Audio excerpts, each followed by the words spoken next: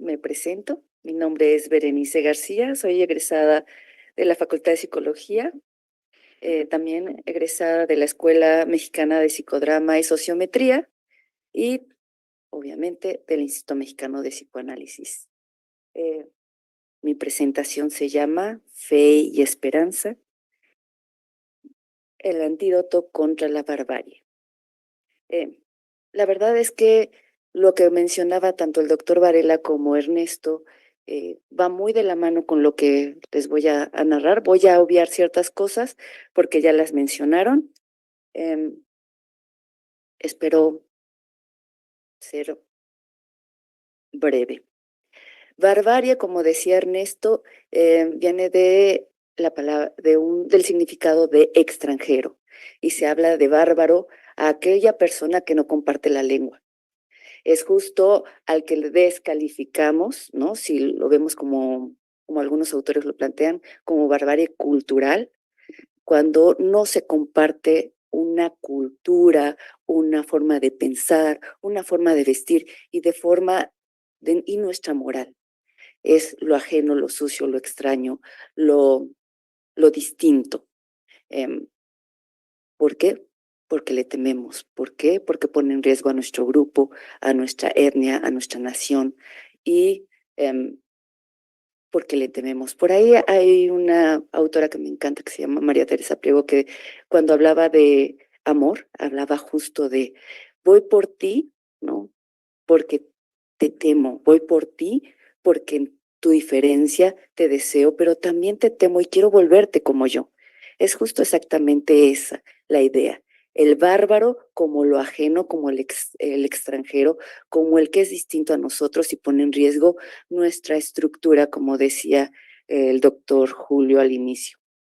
Eh, Cuando hablamos de una barbarie moral, eh, lo planteaba este autor como retrotraer este concepto de bárbaro, ahora no como al que descalifica porque se piensa, se idea igual o diferente a nosotros, sino porque desacredita o no valora la humanidad que hay en el otro.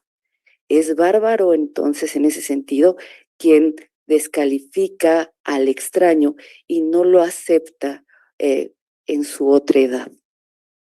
Em, por supuesto que cuando hablamos de extranjero, de distinto, nos vamos a tener que orientar al término de alteridad, al que es el otro. Esta idea representa justamente el pensar en el otro, pero no en razón de nuestra forma de pensar, sentir y ver el mundo, sino intentar ponernos en el zapato del otro, eh, con sí, visualizar al otro como una persona y un cosmos totalmente diferente a nosotros. Por supuesto, en ese sentido, em, el otro, el bárbaro, es lo no integrable, es lo que no encaja en nuestra identidad. Pero no es extraño, todos y cada uno de nosotros lo vive. Cuando visitamos una casa ajena, cuando en la secundaria, en la preparatoria tenemos a un grupo extraño, siempre existe esa persona que piensa diferente a nosotros. Y en base a cómo lo pensamos y lo sentimos nosotros, em, tenemos como una idea de lo que es normal y de lo que es anormal, de lo que es humano y de lo que no es humano. Entonces, el bárbaro es justo en ese sentido conceptual, esa persona a la que no podemos integrar, que no encaja, pero que es un otro.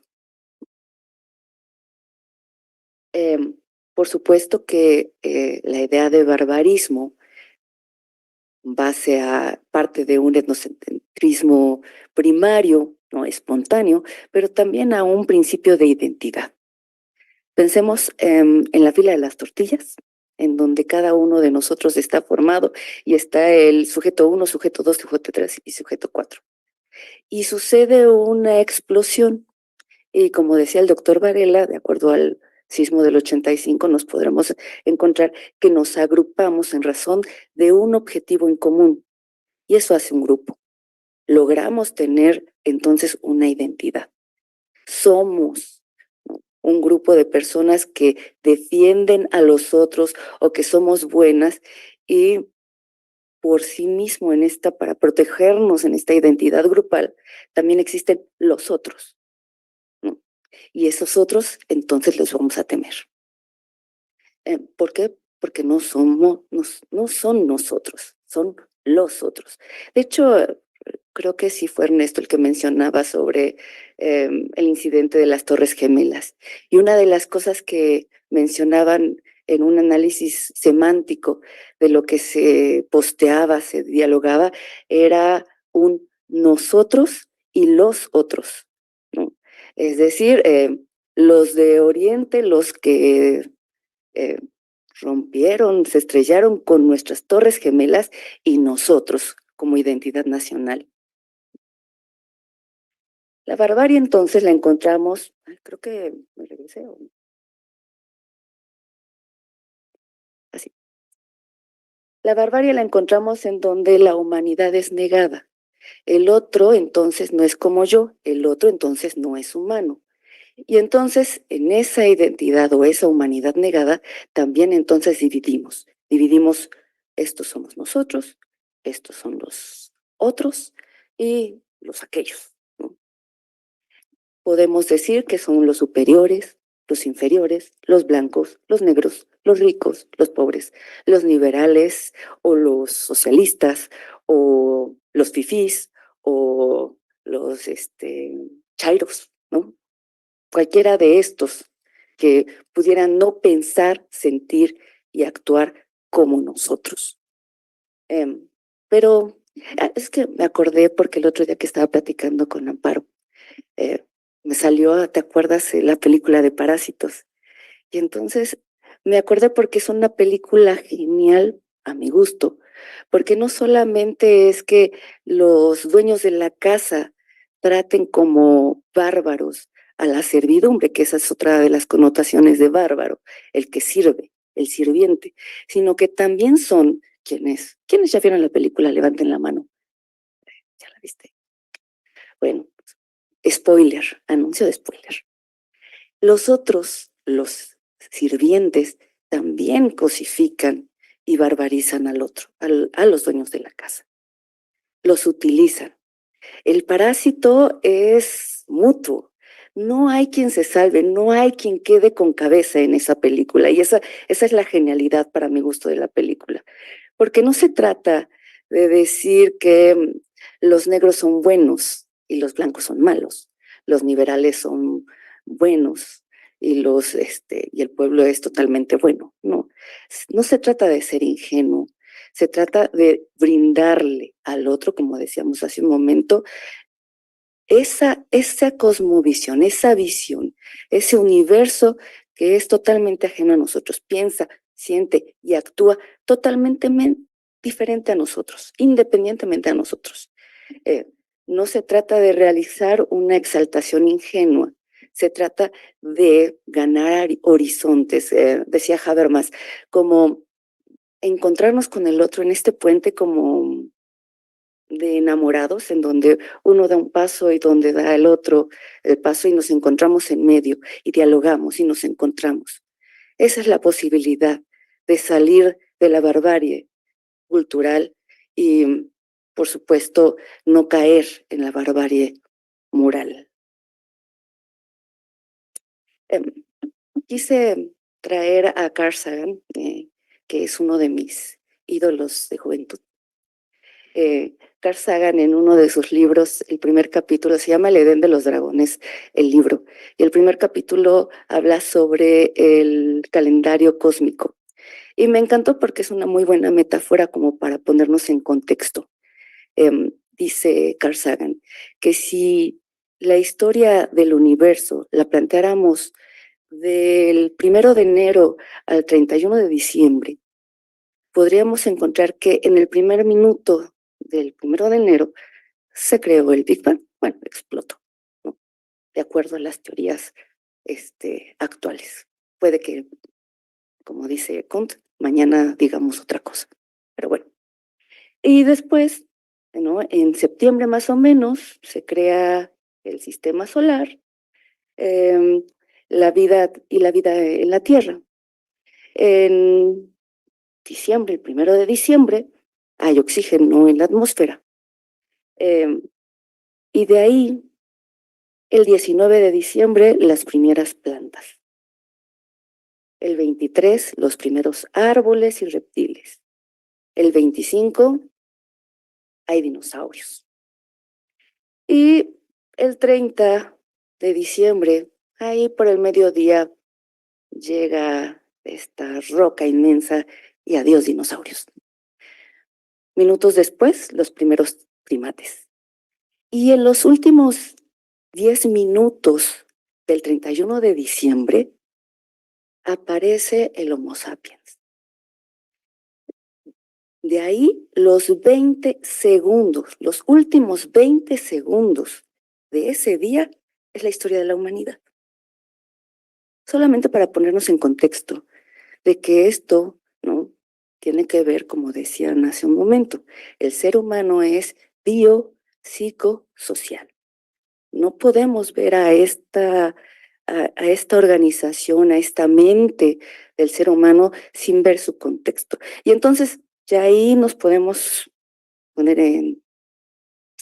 pues sí, en perspectiva todo lo que sigue después de los últimos 20 segundos. Se me olvida para dónde apuntar.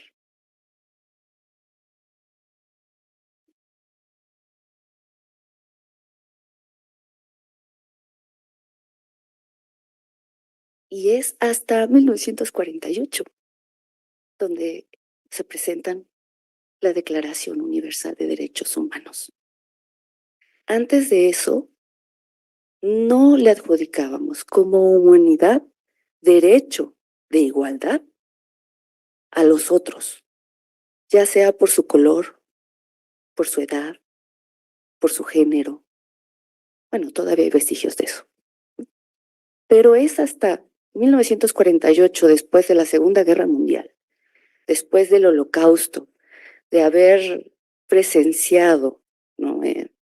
Decía Julio al inicio, ¿no?, la cumbre, ¿no?, de acuerdo a la Escuela de Frankfurt, la cumbre del capitalismo, ¿no?, en la deshumanización de los judíos y la utilización solamente como objeto y mano de obra, ¿no? Y por supuesto la solución final, que era la eliminación de esos objetos, porque eran más caros, salía más caro mantenerlos vivos. Era la deshumanización total, la cumbre de esta forma de pensar al mundo.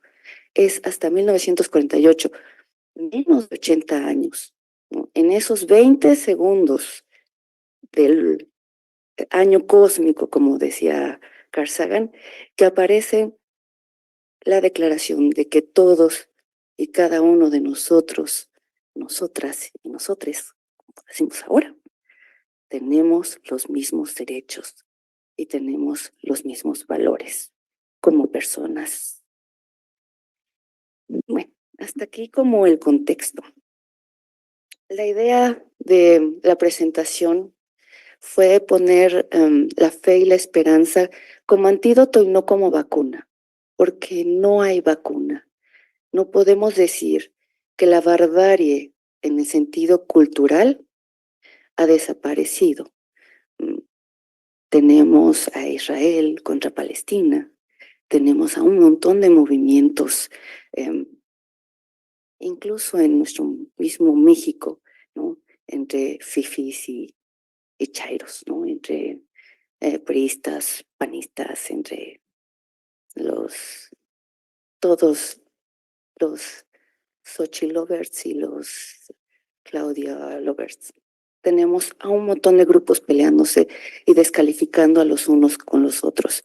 No podemos decir que podemos cantar victoria y suponer que no vamos a volver a caer en un movimiento que pisotee los derechos y le quite este valor de ser humano al otro.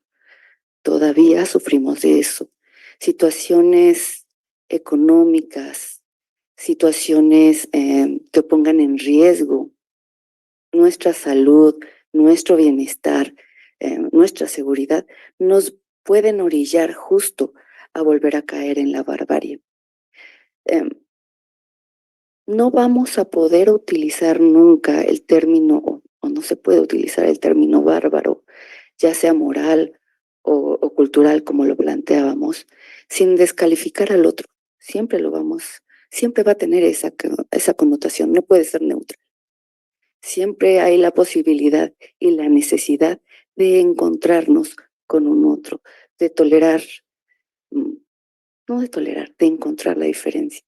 Byung-Chul Han em, planteaba en su libro sobre la muerte de Eros que estamos justo en el momento en donde el infierno de lo igual se aparece. Todos tratamos de ser iguales. Y dice, en una sociedad que va rumbo a encontrarnos a, a lo igual, a los somos todos, eh, va a ser una sociedad que va a tirar sobre todo a la intolerancia, a la diferencia. No se trata de lo que decían, bueno, de volver al lobo cordero, de volver civilizado al salvaje. No, se trata de entenderlo, de comprenderlo, de acercarnos a él. Lo mismo sucede con el término de barbarie. Fromm decía que la fe racional, ¿no? Que es lo que propongo como antídoto, que es algo para contrarrestar los efectos de algo. La fe racional implica un conocimiento real de algo que aún no ha sucedido. No se refiere Fromm nunca a la fe irracional a un ídolo o a una persona. No se trata de creer que Claudia o López Obrador o Xochitl Gálvez o quien venga como mm, como un milagro del cielo, ¿no? A salvarnos. No, se trata de nos vamos a salvar a través de encontrarnos con el otro, ¿no?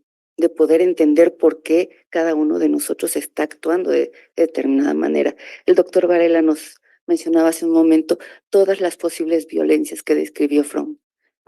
Y sí, justo, es a través de entender la barbarie, de entender la humanidad, pero de verdad entenderla, em, que nos podemos encontrar con el otro. Em, Adorno, que por cierto, platican la anécdota que se pelearon Fromm y Adorno, tiene una frase que me encanta que se llama, bueno, que le dice, la paja en tu ojo es el mejor lente de aumento, ¿no? Y sí, justo es eso, ¿no? Y lo que planteaba tanto Adorno como parte de la Escuela de Frankfurt y sobre todo también Fromm, eh, busquemos la humanidad en cada uno de nosotros. Gautier lo planteaba, toda la humanidad está en el ser humano. Si nosotros nos acercamos y vemos la paja en nosotros, si encontramos nuestros lados oscuros, si no nos dividimos entre los neuronormóticos, ¿no? Y los neurodivergentes, sino pues en toda la humanidad. Somos sádicos, masoquistas, neuróticos, un poco fanáticos, pero si nos alumbramos cada uno de nuestros espacios, cada vez ganamos horizontes, nuestros propios horizontes, es más fácil que no le temamos a la otredad, a la alteridad. La esperanza, decía Fromm, es justo una predisposición interna, la predisposición de estar listo. Por eso es que tienen que ir juntas como antídoto, la fe y la esperanza para contrarrestar justo algo que no vamos a poder eliminar, que es la barbarie, en cualquiera de sus acepciones, llamémoslo cultural o llamémoslo moral. Porque cuando decimos que el otro es un bárbaro porque descalifica la cultura del otro, nosotros caemos justo en barbarizar también al otro, en no entender desde dónde lo está diciendo. Qué rápido se pasa el tiempo, cara. Bueno, tener fe. tener fe en la posibilidad de que el amor sea un fenómeno social y no individual, que sea, que no sea excepcional. Es, decía Fromm, es tener una fe racional basada en la comprensión de la naturaleza humana, de encontrarnos con el otro. Em, si debe existir una ética universal, tendría que ser la posibilidad de encontrarnos con el otro y ayudar al menos al más desprovisto de cuidados, ¿no? De encontrarnos con el otro y ayudarlo a entenderse, a entendernos, a ser un todos, pero no el infierno de lo igual, sino encontrarnos con las diferencias y poder caminar todos juntos. Muchas gracias.